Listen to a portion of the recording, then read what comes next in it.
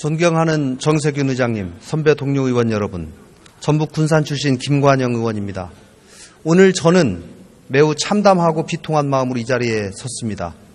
저의 지역구인 전북 군산의 핵심 기업이었던 현대중공업 군산조선소가 2009년 첫 진수식을 치른 후 8년 만에 지난 7월 1일에 망치소리가 멈췄습니다.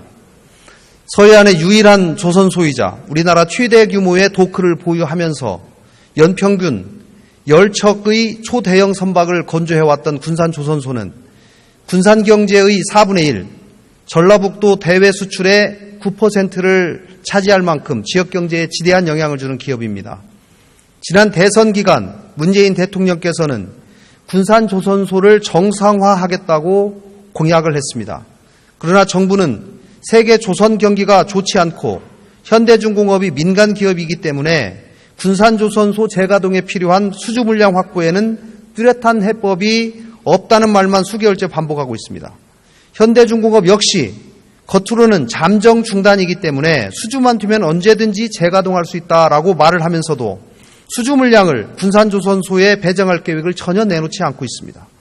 대주주인 정몽준 회장은 수차례의 면담 요청에도 불구하고 묵묵부답으로 일관하고 있습니다.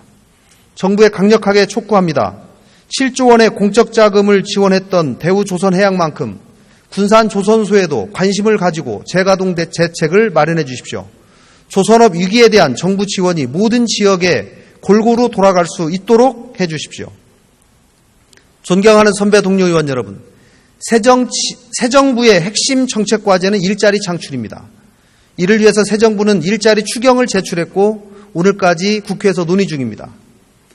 온 사회가 일자리를 만들기 위해서 공공부문과 민간 영역 할 것 없이 모든 사회적 역량을 쏟아붓고 있습니다. 군산조선소 잠정 중단으로 일자리를 잃은 노동자만 5천여 명에 이릅니다. 이런 대규모의 실업 사태를 막는 것이 가장 우선적으로 고려되어야 할 일자리 정책이 아니면 무엇이겠습니까? 사회 전체의 비용을 보더라도 군산조선소 재가동이 유리합니다. 군산조선소 중단으로 약 460억 원의 비용을 절감할 수 있다고 현대중공업은 얘기합니다. 그러나 군산의 실업자들에게 정부가 지원해야 할 실업급여만 670억 원이 넘을 것으로 추산되고 있습니다. 그동안 전라북도와 군산시가 현대중공업에 직접적으로 지원한 돈만 470억 원이 넘습니다.